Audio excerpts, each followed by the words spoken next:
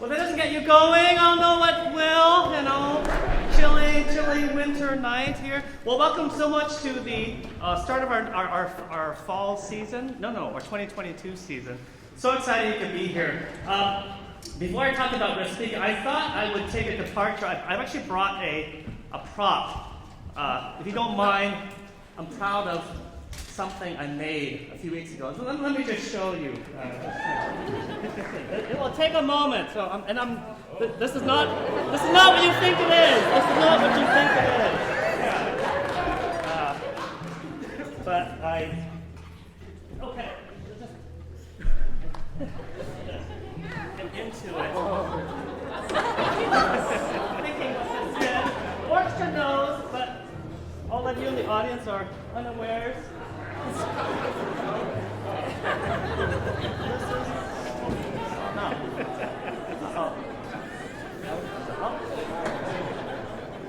Wardrobe malfunction here. Okay, so, and unfortunately, I was too busy to make armholes, so there are no armholes. But now, any kids in the audience? Any kids?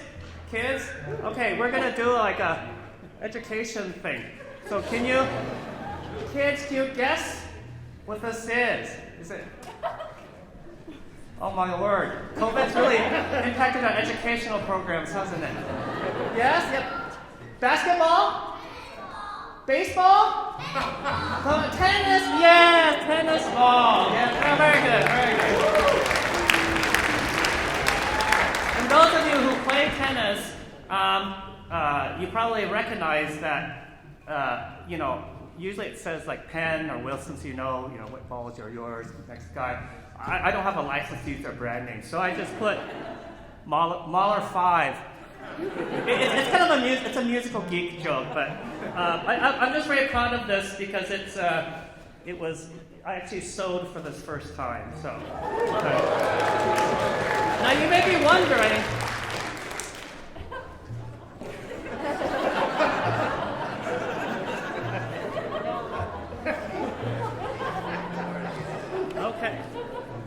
Okay. You can watch that. Yeah. Thank you. You may be wondering what is the connection to that and Respighi's Fountains of Rome. Me too. Absolutely true.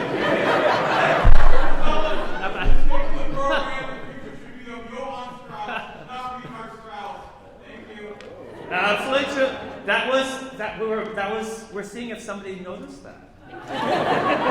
Intentional. That was a puzzle. He wins $1 million. So the best I can think of here is that if you actually look at the shape of how to make a tennis ball, it's two of these kind of ellipses, and it turns out the very first fountain is two fountains in the middle of an ellipse here. So that's the best connection I could come up with. Or that, Roger Federer retired, he's from Swiss, and that borders Italy. That's pretty close there. Well, let me tell you about I programmed fountains because the last time we played Respighi, it was Pines of Rome. It was March 6th, 2020, and we had to cancel the live audience because COVID was just happening. So as we're sort of now coming around to having, hopefully, a kind of a post-COVID, more COVID normalization period, I thought it'd be appropriate to program Fountains of Rome as sort of we're kind of back to normal. So it's kind of a bookend thing. That was what I was hoping for. Now, let me talk a bit about the fountains. Now, the first fountain is a fountain of Villa Giulia with a G. If any of you have the Alfa Romeo, it's the same brand, Giulia. There's a Giulia thing there. And basically, it starts out in the morning. It's in the, sort of morning, the dew, there's sheep going around and stuff. And what you want to listen for is kind of the bells of the celeste playing over there, as well as the harp. You're to hear these like plucks, and I sort of envision that as the morning dew, sort of the mist, and maybe a shepherd trying to do his sheep thing right there, right? So that's the first movement. Then the second movement is Triton. So if you go to Rome, by the way, this is sponsored by the Rome Tourism Board, my little talk here, so you know. Triton, he's this guy, he also doesn't have a shirt on. He's riding 4 dolphin dolphin tails, and he's holding this conch up, like he's playing a horn. And you'll hear listen to the start of the second movement. Oh, you'll hear the horns. That's sort of the sound of Triton. And basically the whole movement, I envision as him kind of surfing these dolphins. Animal rights, you folks are probably not that happy with this image here, but he's sort of surfing. You just hear this sort of very playful sound. Just have that in your image. This, shirtless guy with a conch riding 4 dolphins, on the shores of Hawaii or something. That's kind of Now, the third movement is it's the Trevi Fountain. How many of you have been to the Trevi Fountain? You know what I'm talking about, right? And how many of you do you throw a coin over your shoulder, right? Yeah. Again, tourism board here, right? So it turns out they collect like thousands of euros every day from all of you suckers who are throwing euros over your shoulder. It goes to a good cause. It pays for groceries for underprivileged folks. So it's a good cause. But they're trying to get you to come back, and that's why you throw it. You'll return back to Rome. It's a very grand. If you've been there, there's lots of fountains. A very grand place. Little annoying tourists do inappropriate things there. But you'll hear just a massive sound of all the brass. It's definitely the pinnacle of the piece.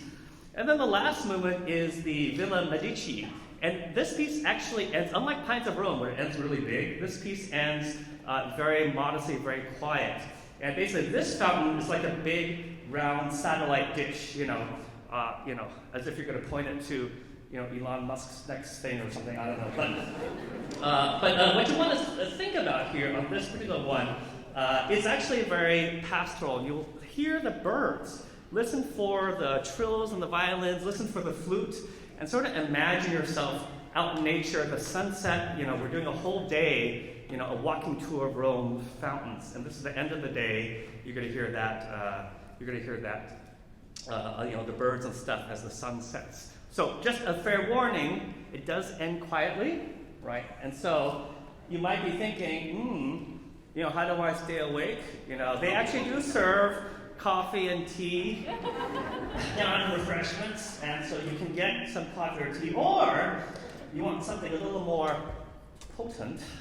You can get sippy cups here. There's a small and a large, ostensibly for wine and beer. But I think of it as 1 wine and 2 wines. That's the one I look at. You can't get that and drink it in here, unlike Benaroya, where you have to finish it. You're always all rushing the intermission. It's a big line. How was that? Why are there not Benaroya sippy cups, right? They figured it out at Town Hall. You can partake. They actually staff extra people down there because our crowd is so... So I encourage you to do that. Last thing I'll mention here is, because it's fall concert, how many of you purchased individual tickets? Okay. You don't trust us, or you don't think this is going to be a good... You don't think you want to play it out for the whole season? You're just taste test here, right? I encourage you, if you like the first half, you can go down to the lobby and you gotta pay more money, of course. But you can upgrade your ticket to a season ticket and all the benefits that confers, all of them, which I think means just sitting here in the middle with a better view. But hey, you're then a season ticket subscriber and you'll just sleep better and have better dreams that way. So, encourage you to do that during intermission. Please enjoy Fountains of Rome. Thank you.